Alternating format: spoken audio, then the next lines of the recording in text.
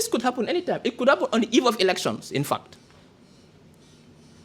For over 100 years, there are communities in this country with no electricity, never in their entire life.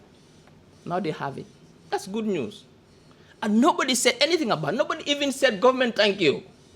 And not that we are not empathetic to the public. We are as ministers. My mom is in Brikama. She calls me at night. Huh? And sometimes, some people use it political. They just use it in a manner in which it is wrong. They politicize it. They politicize people's challenge, which is wrong.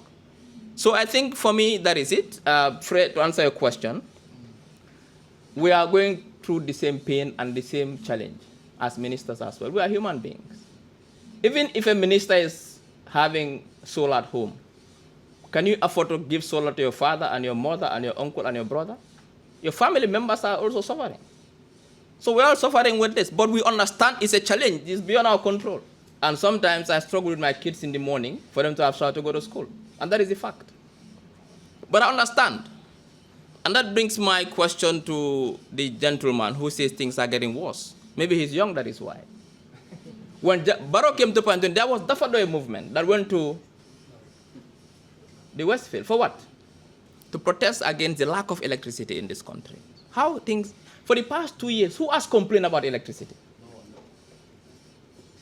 If it was a failure, they would have been complaining for the past 2 years. But there was no single complaint. In fact, we expanded access to every part of this country. Even as a human being, sometimes you get sick. Do you say, I'm sick? God, the timing is bad. It's Tobaski and I'm sick. Do you say that? That God, the timing is bad? How can I get sick before Tobaski? Do you say that? This could happen anytime. It could happen on the eve of elections, in fact. The most important thing is we are doing everything possible to make sure we stabilize the situation. And let's look at the bigger picture. For over 100 years, there are communities in this country with no electricity, never in their entire life. Now they have it. That's good news. And nobody said anything about it. Nobody even said, government, thank you. But just 2 weeks. And it's not like it's total blackout 24 hours. No.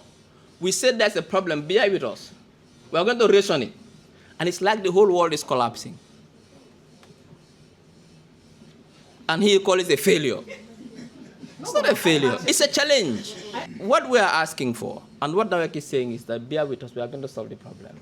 And not that we are not empathetic to the public. We are as ministers. My mom is in Brikama. She calls me at night. Huh?